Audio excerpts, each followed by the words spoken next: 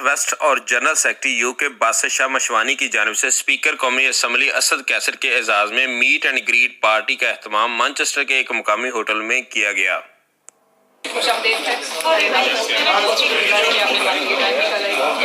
एक सवाल के जवाब में speaker national assembly Asad Qaiser का कहना था कि हम इदारों की मजबूती और आइन के मुताबिक बिला तफरीक एहतसाब का अमल जारी रखेंगे।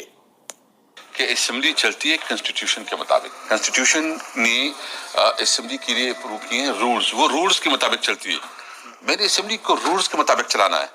मैंने किसी ज़ातियात पे, किसी सियासी एफिलिएशन पे या किसी के साथ जो भी मेरा ताल्लुक है, मैं अबाउट अपने उससे पार्टी एफिलिएशन से देखूंगा कि जो कानून के मुताबिक होगा मैं करूंगा और जिसको जो उसके मुताबिक चलाऊंगा।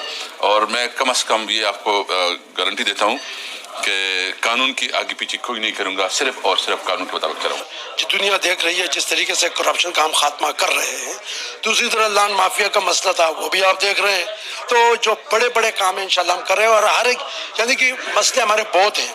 आप हर मसले को 3-4 महीनों में मुकम्मल तौर पर ख़त्म नहीं कर सकोगे, लेकिन जिस तरीके से जो रफ्तार है हमारी, जिस तरीके से खान साहब ने जो कदम उठाया है और हमारे गवर्नमेंट ने उठाया है, उस पर हम चल रहे हैं। पाकिस्तान के पार्लियामेंट के स्पीकर असद कैसर साहब तशरीफ ला रहे हैं, हम उनका यहाँ भरपूर इस्तकबाल करेंगे। ख़ास तौर पर हमारे कुछ तहफ़्फ़ुज़ात हैं ओवरसीज़ के, उसके बारे में डिस्कस होगी और कुछ कौमी लिहाज से जो हमारी कुछ तजावीज़ हैं वो उनको पेश की जाएंगी। मैंने ओवरसीज़ पाकिस्तानी की हैसियत से आज से कुछ अर्सा पहले हमने इन्वेस्टमेंट की थी, तो अल्हम्दुलिल्लाह हमारी इंडस्ट्री अभी इस वक्त काफ़ी बेहतरी की तरफ जा रही है। काफ़ी फैसिलिटीज़ जो है गवर्नमेंट दे रही है इंडस्ट्री को स्पेशली।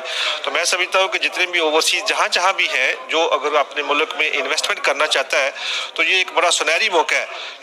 सवाल जवाब की नशिस्त में पीटीआई मेंबरान ने ओवरसीज़ के हवाले से तहफ़्फ़ुज़ात स्पीकर नेशनल असम्बली के सामने गोश गुजार किए।